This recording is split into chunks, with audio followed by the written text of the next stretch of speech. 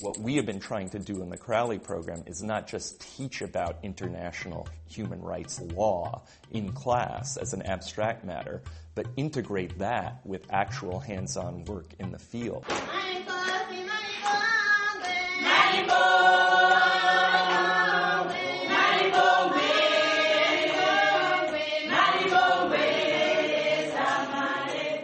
My colleague Martin Flaherty and I, about 10 years ago, were both doing international human rights work on the side in addition to our law teaching, and finding it very rewarding and interesting. We wanted to give students these same opportunities we had to get involved in human rights work on a ground level basis. So we created the mission model, where we would choose a group of students and trained them in basic international human rights standards, and then in the specific standards and then history and culture of the place to which the mission would go.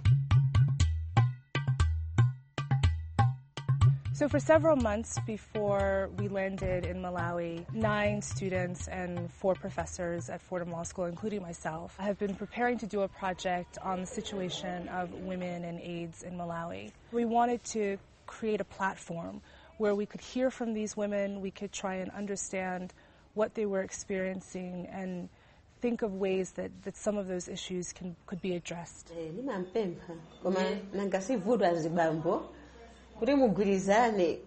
Times comes for her when she dies, she will know that she have left some other things for the kids. Yeah. The thing that's so special about the program, I think, is that students then have the opportunity, along with faculty, to actually be here, to, in this case, talk with Malawians about what their lives are like, what kinds of problems they face. And I think it gives some students who are very eager to pursue a career in international human rights work terrific experience that they were not able to get anywhere else. So that's why they said it's for women. The Crowley program is the mission. And we don't know of any other law school, any place in the world, that does something like this, where they take students into the world and try to make it a better place using legal tools. The things that you learn here, you can't learn anyplace else. You can read about it, but it's just not the same.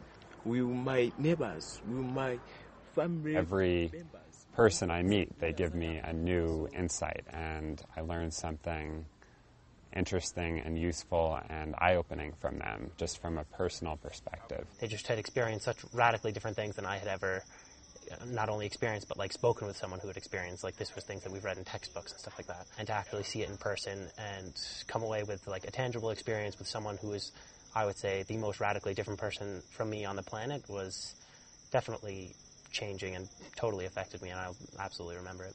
I think at the end of the day, the most important thing we do is expose them to human rights situations abroad. I think 99 times out of 100, when you expose a student to that kind of situation, they are going to internalize it and then make that part of their lives and their careers ever after. You can't go to these places and go home and leave it behind.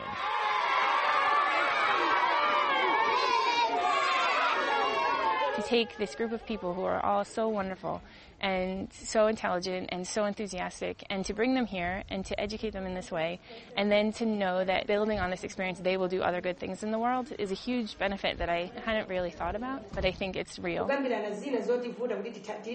think that, just as a person, I can really take away from the resilience and independence and strength of these women. So I think that's something that each of us can just bring back and in our own lives, just appreciate how much that we have and try to emulate their good qualities.